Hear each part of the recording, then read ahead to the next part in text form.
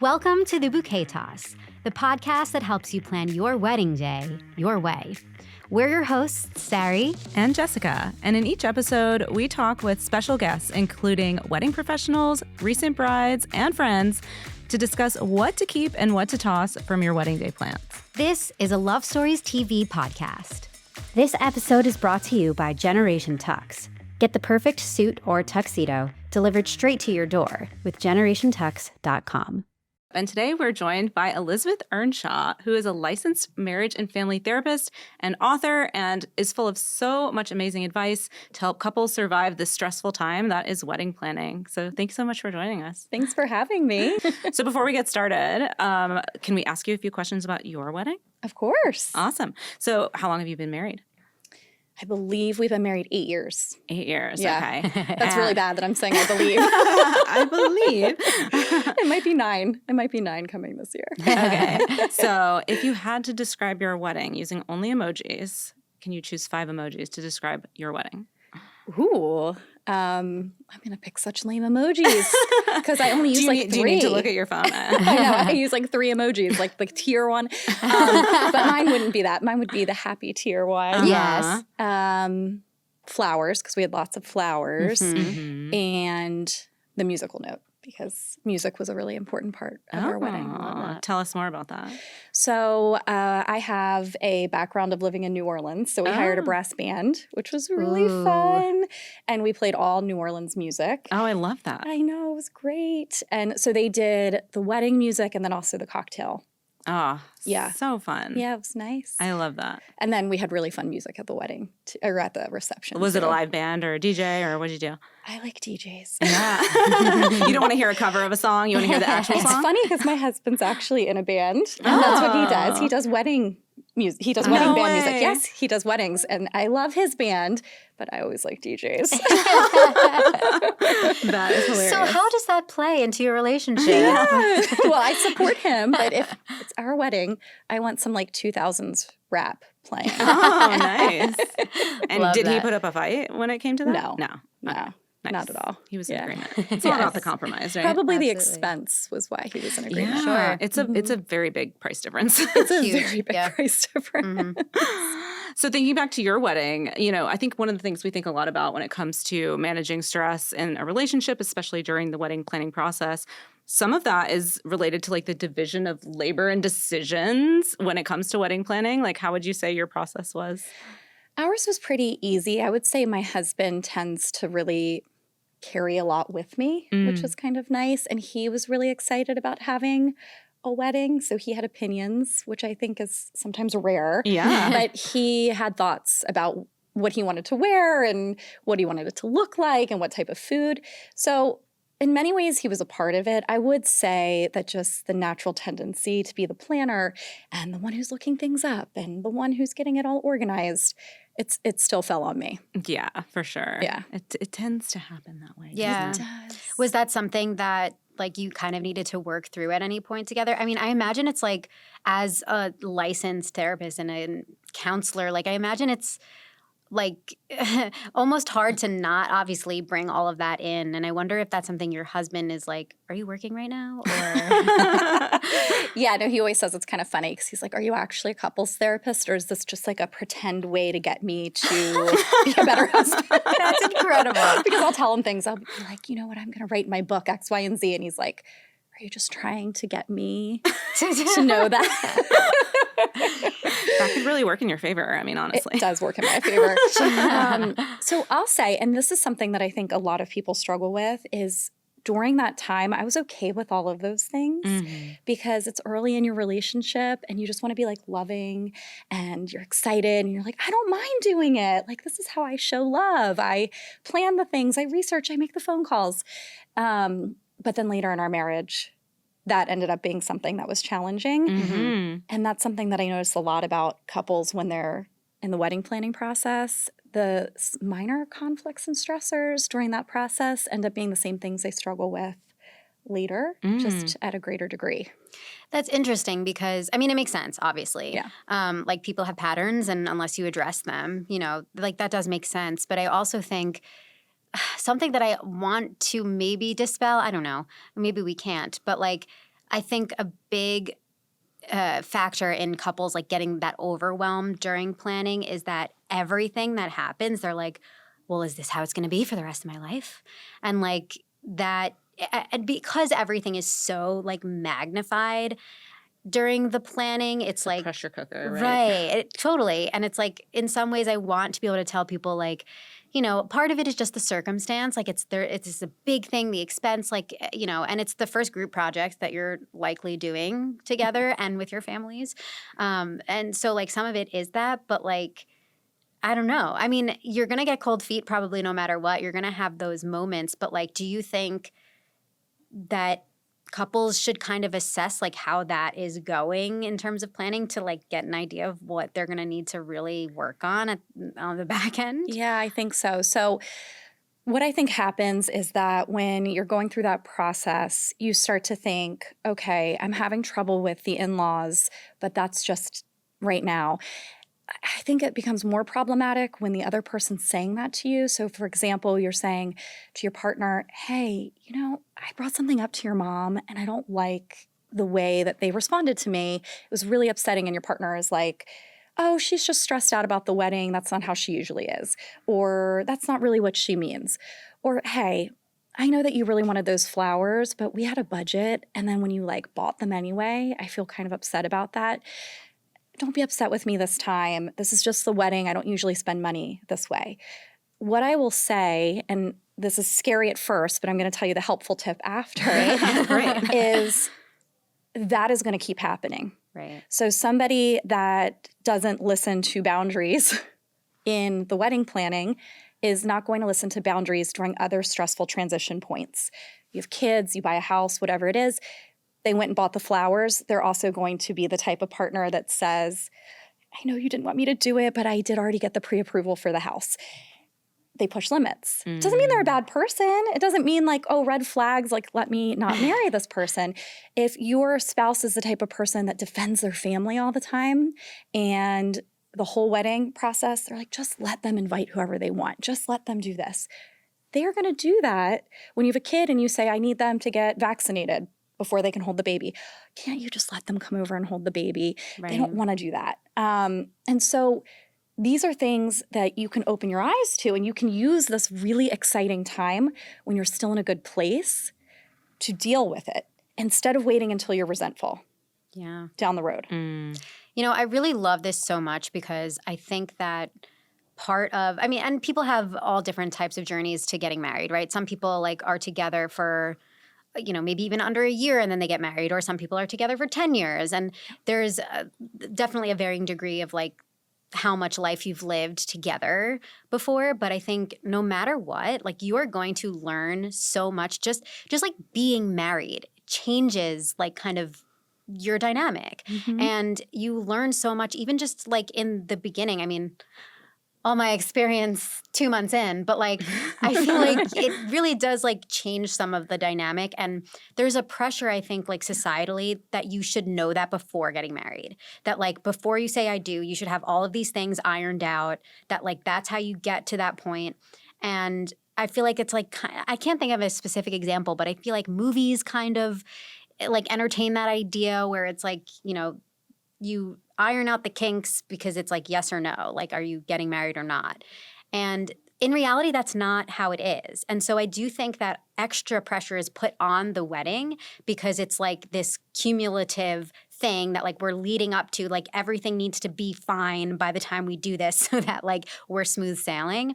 And so, I mean, you've already basically given us the permission to toss that, but I would love any other like advice that you have in terms of navigating how like you continue to learn things about each other even after you are married. Yes. So, I mean, being with another person is a lifelong experience, or as long as the marriage lasts. You are always learning something new. You're always recognizing new things. You're always having aha moments about the way in which you personally even impact the relationship. And what I always tell people is that before you get married or in your early marriage, it's not going to be perfect.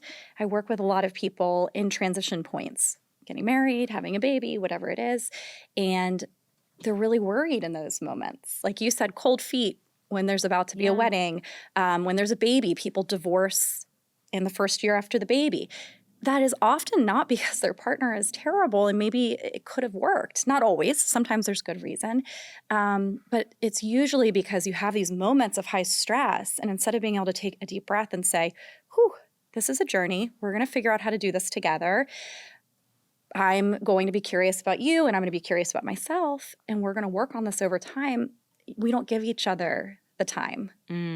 And that stress becomes problematic. I feel like it's such a thing in society, and like maybe it's like a social media driven thing, but everyone's all about like, oh, red flag this, beige flag, green flag, whatever. And it's like everyone just looking for the thing, the final straw to like call it quits and not really willing to like stick it out and put in the work and understand maybe like where those things are coming from all the time. Obviously, toxic behaviors or whatever aside, but yeah, I don't know if there's like some sort of inflection point that's happening in the dating world or whatever, where I'm seeing a lot of that sort of content online where it's like, oh, red flag, like cut it off, like it's over. Yeah, I'm sure you both see that everywhere. I mean, just being in like the wedding business, I'm sure that you just see it constantly. I think that we've kind of created this sense that like we should have certainty over everything in modern society. Like some algorithm should be able to tell us what to do or what not to do. And just other than the very serious things, like, is this person like trying to control you? Of course, those are things that you want to be concerned about. But most things, it's kind of like, I don't know, maybe you won't work out. And what's that feel like to hear that? You know, do you trust yourself that if you don't pick the right person, you'll be able to handle it? Like, it's not a life sentence. Right. I think sometimes we think things are like life sentences. It's like, you can change your situation. It might be more complicated. And I'm not saying just dive in and marry anybody. But if you've loved this person for years and like you're about to get married, and then you're just like, oh my gosh, is there any certainty here? It's like, never. There's never certainty. The only certainty is that there's uncertainty. What is it? Something like that. I think it's that. Or like death and taxes, whatever that phrase is. Like the only things certain in life are death and taxes. Anyway. Death and taxes. So you've written a few books now, right? Or, yes. So I actually read your first one. Thanks. Or was it your first one? I Want This to Work. Yes. Yes. Enjoyed that very, very much. And you have a new one coming up that's all about stress, which I feel like is very relevant to the wedding planning process. And also my middle name. Are you a very stressed out person? Uh-huh. Mm-hmm. Were you very stressed out in your wedding planning?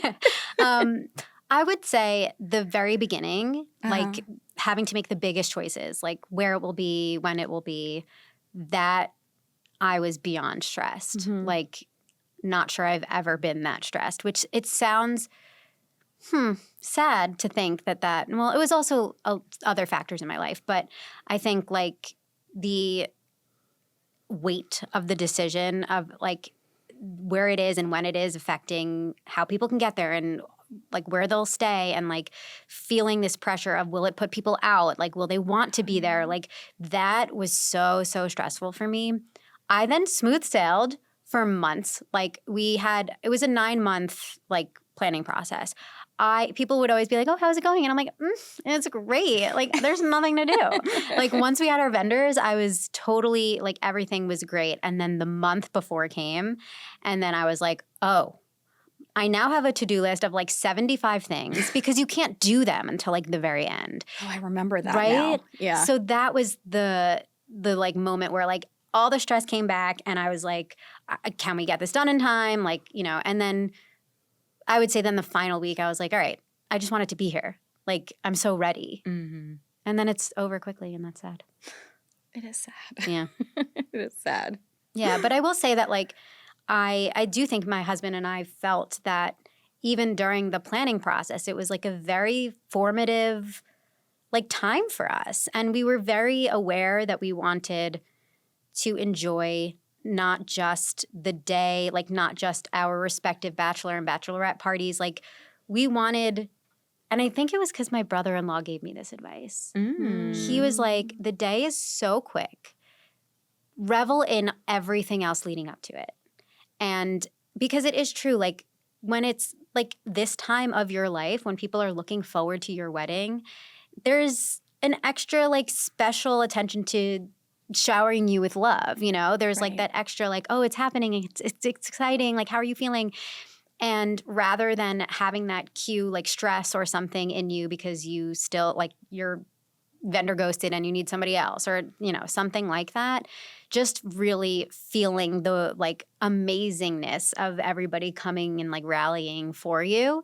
And once he said that, I was like, okay, I don't want to stress at all anymore. We've made the decision. We're doing this. Like, I just want to enjoy every single week and day and everything up until it.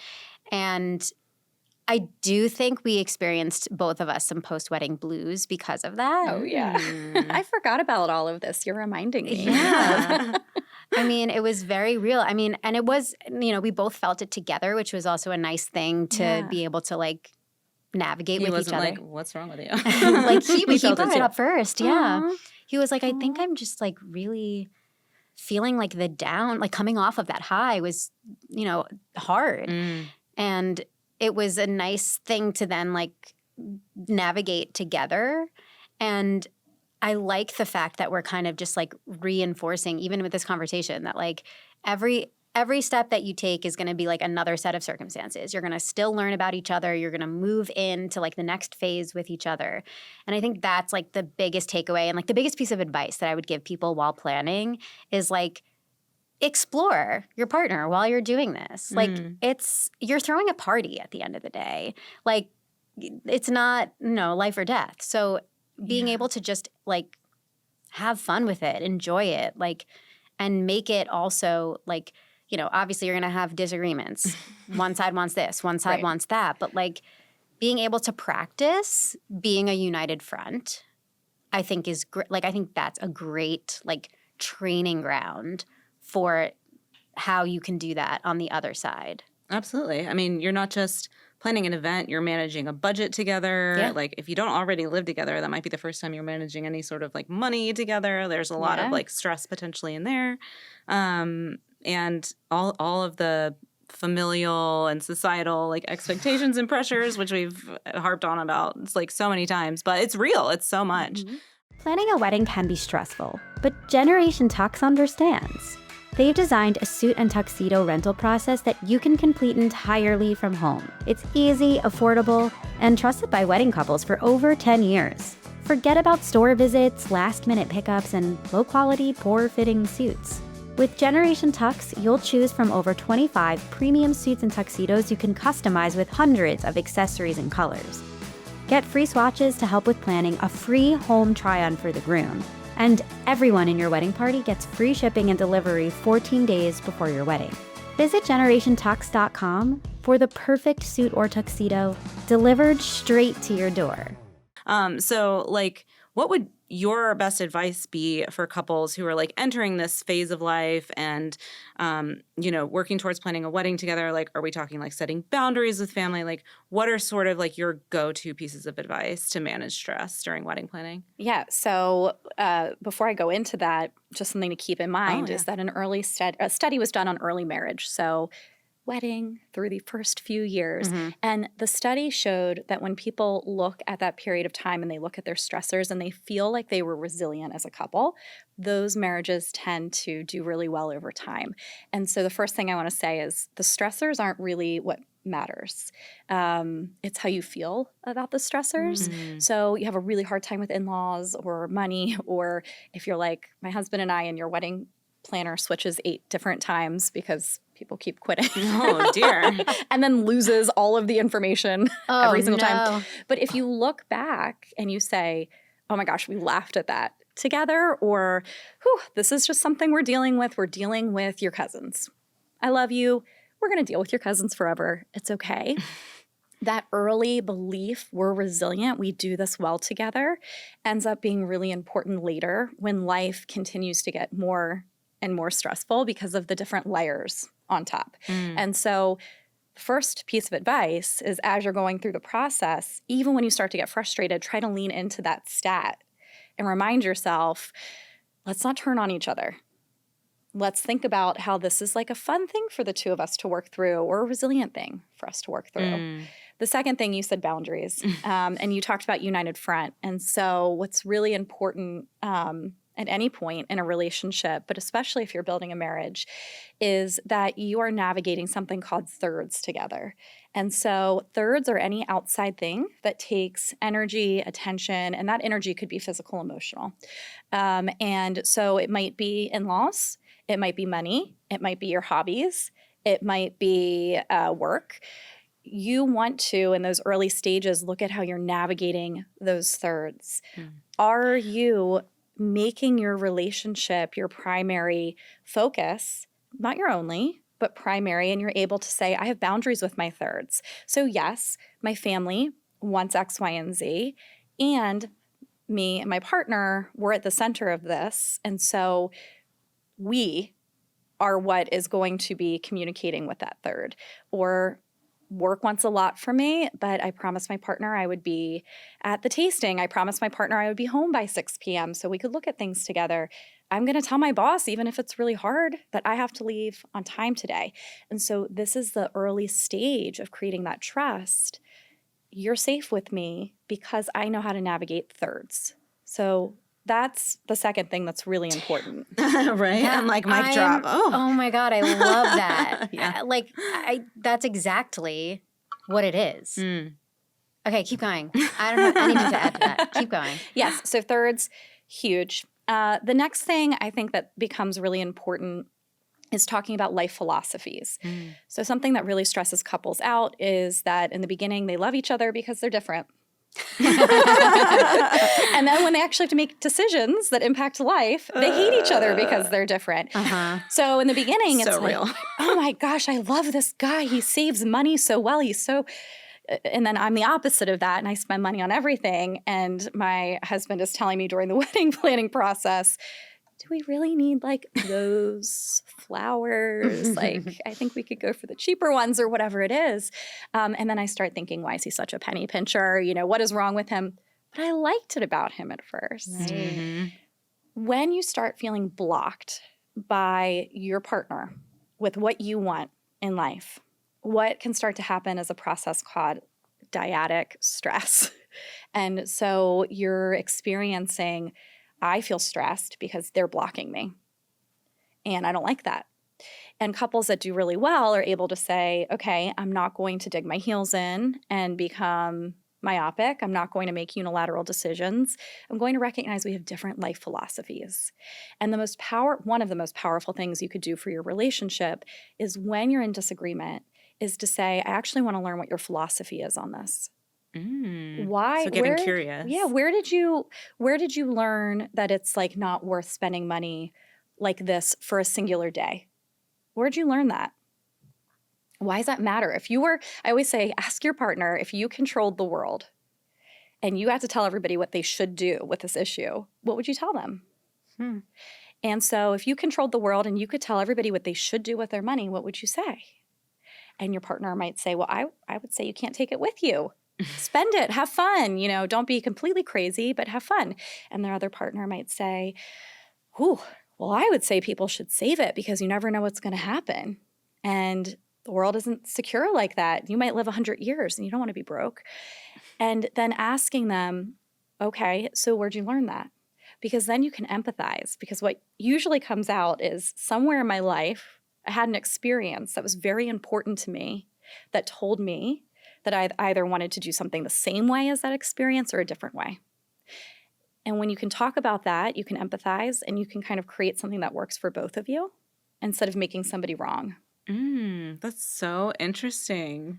I like that you're pointing out that this is something you will still need to do after getting married. The thing that I think is like hitting me most is I think a lot of people feel like in order to know if they should get married to their partner, they should have the same life philosophies. Right. That's what was going through my head. I'm like, okay, so like what if your life philosophies don't align? Is that the same thing as like your values not aligning? Like how do you differentiate that? Or like Yeah. You know? I mean, what you just brought up is true. There is this sense of like, we're supposed to be the same. We're supposed to look at the world the same. And if you're not on the same page, maybe it's not going to work. But a study was done that showed that over 60% of arguments between couples are what is called a perpetual problem, which means it'll never be solved. And then it actually doesn't matter. That's reassuring.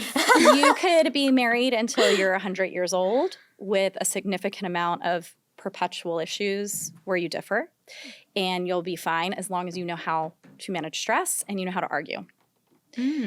You could have very few perpetual differences and get divorced in a year because you suck at managing stress and you don't know how to argue. And so that's what matters, is how do we navigate the difference, not is there a difference. Okay, so now we need to tell us how to manage stress and how to argue so we can be great at all of the things. Yeah, I mean, it's really hard. Yeah.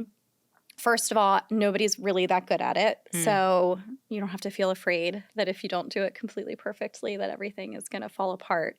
But what you want to do is most of the time, number one, try to recognize that your differences are just a difference and not a threat. So when you have stress between two people, it's because you're seeing the other person as a threat towards getting what you want. Think of any argument you've ever had that's gone off the rails. I'm threatened. Oh, yeah. You're not letting me have what I want. You're not going to listen to me. You're not going to care about like how I feel. So it's a threat. So the first thing you have to do is navigate a threat. And how do you do that? Well, you remind yourself that those threat responses you're having, which is like your heart beating, when we become threatened, we actually lose our relational skills. So relational. Oh, that makes a lot of sense. Yeah. Do you know what happens to you when you start to get upset? Yeah, just like the heart rate increasing and like I can feel my the tone of voice rising along with it, right? Yeah. Your heart rate increases. That like physical sort of. And is it because you're then noticing that in yourself that you're unable to kind of like notice the other person or like? Yeah. So what happens when you start to feel a threat response is that your body dumps stress hormones into your body. And usually those are used to navigate an actual threat. That's when they're actually helpful. So if somebody's mugging you, you need that to happen and you need it to happen quickly because it's not going to be helpful to sit and have a conversation with the mugger. No. How are you feeling? Maybe if they like it makes them really happened like to you, you? then they'll stop doing it. Maybe. But you would have to think of that so quickly. Yeah. So even that would be your response to your threat. Being chased by a lion, you've got to respond quickly. Unfortunately, our body doesn't differentiate between relational threat and a lion. We do the same exact stuff. So these hormones get pumped, and what they start to do is they make us myopic. Myopic means we can only focus on one thing. So I don't care anymore what your face looks like. I don't care anymore that you have a good point. All I can think about is the thing I need, the thing I feel threatened about, needs to be taken care of. And it needs to be taken care of now. And so people have three ways that they respond to that. They either become like a cobra, they get like really venomous and they scream and they become snappy. They become kind of like a possum and they play dead. So that's a partner who you're trying to talk to and they're just like, not responding. Or they get scared and like a deer, they just like blast off. I'm leaving the house, I'm not talking about this anymore. And they go stomp up to their room and close the door. And all of that's because they're having a stress response. And so learning to manage that means being able to say, I know what's happening in my body.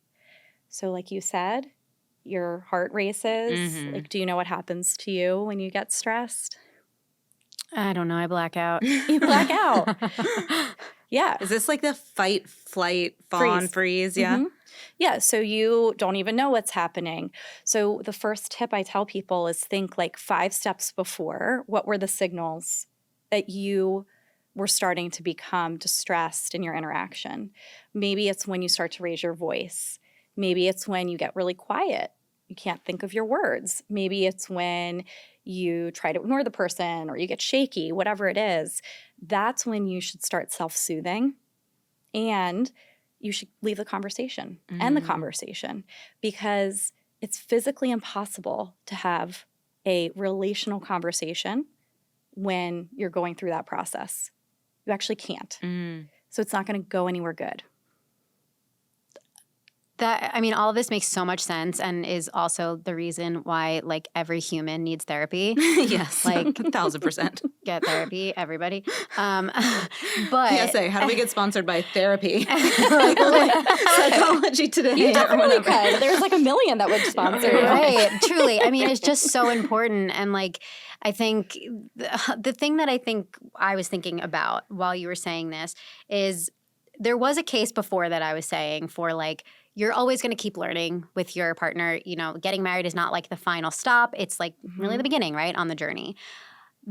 All of this was helping me or just making me think that getting further during your engagement period to this point of understanding yourself and understanding how your partner reacts to stress, how they argue, like all of these things, getting there before you're even doing the wedding planning is maybe the ideal and not always possible. Like, you know, people have different, like very varying degrees of like self-awareness and emotional intelligence and everything, like at different parts of their lives, right? And so you can't definitely like prescribe this.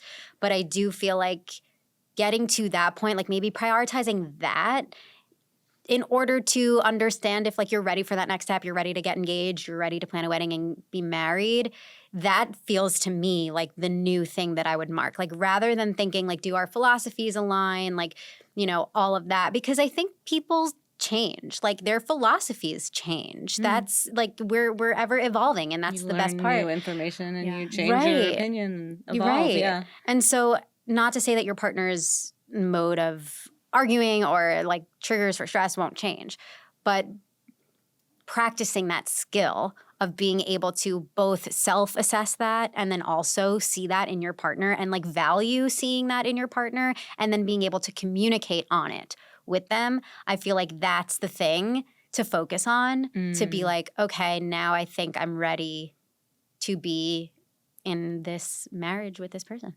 Yes. Whenever people ask me what should people talk about in premarital counseling, it's none of the stuff that you usually hear. I don't think you need to talk. I think you can on a basic level talk about finances. I don't think you need to talk about how many kids you want to have. Maybe you talk about, do you want kids? Because the reality is people change. You might have that conversation in counseling and 2 years later the person's like, my career is different than I thought it was. Right. And I don't want kids now. What are you going to do with that? The more important thing is, do we know how to have differences and do we know how to communicate when we're upset? If you do, then you can get through those changes. You can negotiate, you can compromise. If you don't, it doesn't really matter that you agreed on a budget. Right. For your life. You know, like, right. It doesn't really matter that you talked about what you think about how many vacations people should take a year. Any of that stuff that I think people think they should discuss, which they're fun topics for sure. I'm not saying don't talk about them at all.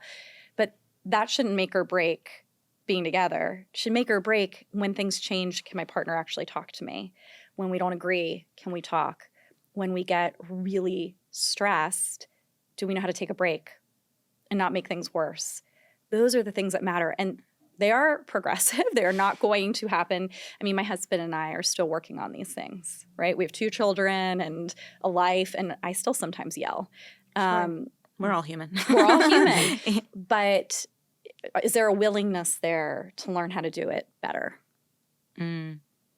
Yeah, I feel like it's one of those things where, you know, none of us can predict the future. Things are going to change. We're going to grow as individuals. Hopefully we're going to grow together as well. But like, I think growing together takes, you know, that commitment and that communication. And to your point, like knowing how to argue the right way and all of these things. So this conversation has just been like so, I feel like very impactful for me. I'm sure for everyone listening as well.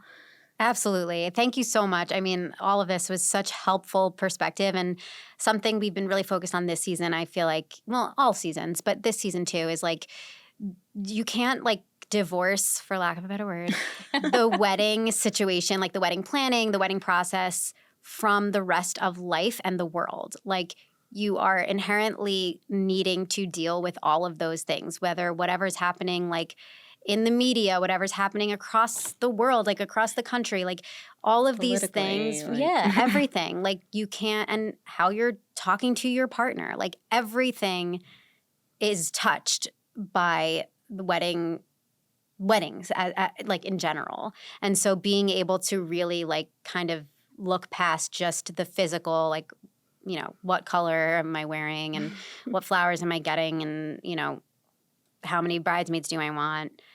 This type of stuff is part of it. Yeah, for sure. So now that we've had like the most amazing mic drop moments, we're going to do our fun little game before we leave, okay? So this is Keep It or Toss It. Okay. You have a fun little paddle under your chair. Ooh. Surprise. That is a surprise. Can you reach this it? one? Yeah. I didn't notice that. Oh. I'm going to use it as a fan right now for a second. Right? So the name of the game, Keep It or Toss It. Basically what we're going to do is we're going to rapid fire read off just like wedding planning things, right? Ideas of things. And your initial gut reaction, would you keep it, would you toss it, is what we're after. Okay. Make sure when you do raise the paddle, just say also what you decided on for the people that are listening and not watching. Yeah, let's do it. Are you ready? Jess will play too. I'll play too. Okay, fine. Okay. So it's like the newlywed game. Yes. Are we compatible? Are you? Let's find out. Okay. So weekly date nights during wedding planning. Oh, I say keep. Yeah. Keep. Budget for them, right? Yeah. They also could be on a budget. You could be at home and having a Just date like night. wine night or Yeah, or even a walk. I mean, what do you think? Is it like a weekly wedding planning date night, or is it a weekly not talking about the wedding date night? I think not talking about the wedding date night. Just focusing on the relationship. Yeah. Unless you're feeling like really excited to talk about a specific aspect. That's fair. Okay. Joint social media accounts. Toss. I find that Do so people creepy. do that? Yes. Oh yeah, I actually have seen. Oh, I think more on Facebook than anywhere else, right? Isn't it like more I of a would Facebook? agree. And it seems to be like a lack of a trust thing, Yeah. in my opinion. I think that's like why they started. I'm right? baffled. No, You've never absolutely seen the not. accounts that are like Steve and Lisa Ridgway or something. I just made those names. Yeah. Like she is outing some I friends. definitely think it's more of like an I'm not older actually talking to a little generation person. thing. Maybe I they think don't so. understand how Facebook works. I think it's more like Gen X. Eek. Okay. And it usually makes me think that there was like an affair at some Right. point, if I'm being candid. I'm not gonna lie. My mind goes there too. Oh man. Okay. Personalized wedding vows. Aw, cute. Yeah, definitely. I agree. So cute. Premarital counseling. Keep. Everybody do it. Yes. PSA. Separate bank accounts after marriage. Middle. Ooh, explain. I think you should have joint and then two separate.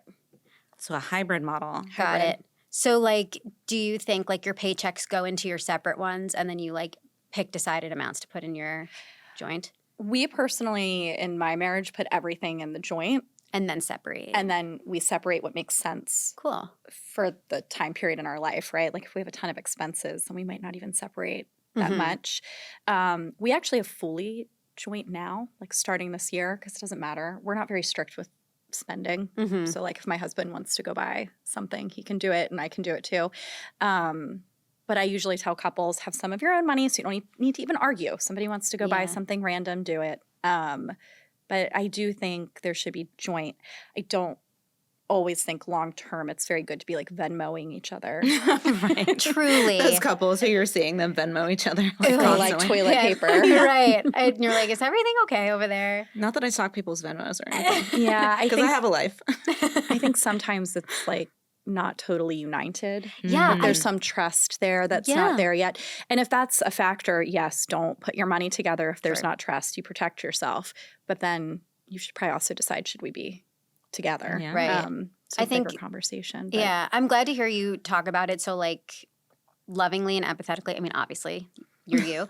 But, like, there are a lot of, maybe they're clickbait, but there's a lot of articles out there right now that are like, should you have, like, the case for separate bank accounts and how that's the more, like, successful thing? Or, like, people want, like, a really strict thing there. yeah. And I like the idea. I mean, obviously, like anything in life, having to figure out what's best for you. But I do think that like it also is one of those things that like the United Front thing, it's another one of those that like doing that like really makes a difference. It does. In practice, I've seen when people have them fully split, there's usually another layer there. I've never really worked with a couple where they're split and it's not related to some issue between the two of them when they're fully split. I'm not saying that's always the case, but especially when they share a lot of assets and they're still splitting, something usually comes up about why that is. And it's usually trust. Like, I don't know if we're going to stay together type of thing. That makes sense. Okay, we have 2 more. Wedding registry for experiences. Oh, Keep. So instead of asking for anything specific in terms of like a toaster or towels, you get like, is it like you ask for like, you know, the snorkeling trip on your honeymoon? Yeah. You can register for all sorts of experiences on most of the registry platforms these days, I would say. Love it. Whether it's your honeymoon or... Yeah. It's cute. Our generation is all about experiences. We really are. And I feel avocado like toast. I've heard the older generation not love the experience. They thing. don't. Yeah, they don't. Because they feel like they aren't really sure if they don't feel like they're doing something tangible. Right. Yeah. Right? They're Or that like, it's not lasting. Yeah. Or it's like, are you really using this for your snorkeling trip? Or like, they don't get to give something. Yeah. But it's like, who cares? Get over it, guys. Get over it. Okay. Last one. Anniversary celebrations every month for the first year of marriage. I mean, I'm in the middle. Like, Yeah. I don't have a strong opinion if that works for you. Like, and do it's you, girl? fun. I mean, I think it's cute. Keep it. Yeah.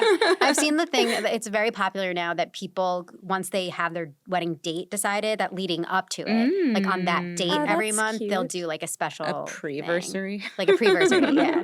We're just making up words, you know. Any and excuse to celebrate you and to celebrate your love. Celebrate and love. Yeah, do Well, it. rituals are really good with some couples therapy advice. Ooh. So anything that's ritualized that you actually maintain is actually very helpful to the resilience of your marriage. Love that. So, I mean, I wouldn't do that because I wouldn't be able to maintain it. And then that wouldn't be helpful because that actually becomes what's a disappointment, right? Yeah. And then that hurts the relationship.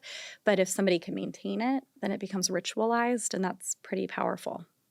I'm obsessed that you even made this game a therapy moment. Educational. Sorry. Incredible. No, it's great. Thank you. I mean, this whole conversation has been one of my favorites, truly, to be honest. Thank you so much for generously sharing all of this. Give our viewers an idea, like where they can find you, your books, everything. Yeah, so the easiest place to find me is probably my Instagram, which is @LizListens, or my website, which is my name, ElizabethEarnshaw.com. I have 2 books. I Want This to Work, which is already out, and then Till Stress Do Us Part, which is coming out in September. I will be getting both. Thanks. Thanks for the support. Thanks so much for being here. Thank you for having me. Thanks for tuning in to the Bouquet Toss by the team at thebudgetsavvybride.com. The Bouquet Toss is part of the Love Stories TV podcast network. Your support for the show makes it all possible, so please don't forget to rate, review, and subscribe on your favorite streaming platform, and follow Budget Savvy Bride on social media. As always, stay savvy and stay tuned for our next episode. This episode is brought to you by Generation Tux. Get the perfect suit or tuxedo delivered straight to your door with generationtux.com.